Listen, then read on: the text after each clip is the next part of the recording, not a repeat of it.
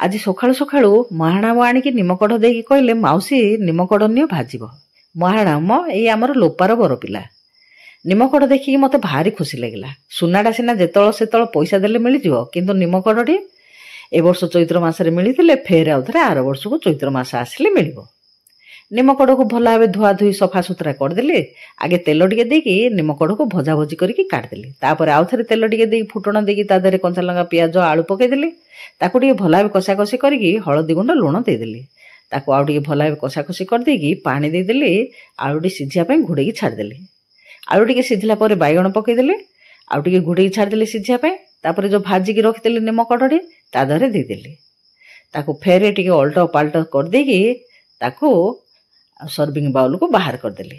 କେତେ ସୁନ୍ଦର ହେଇଗଲା ନିମକଢ଼ ଭଜାଟି। ଆଶା କରୁଛି ଭିଡ଼ିଓଟି ଭଲ ଲାଗିଲେ ଚ୍ୟାନେଲକୁ ସବସ୍କ୍ରାଇବ କରିବେ ବୋଲି। ଆଜି ପାଇଁ ରହୁଛି। ନମସ୍ତେ, ଜୟ ଜଗନ୍ନାଥ।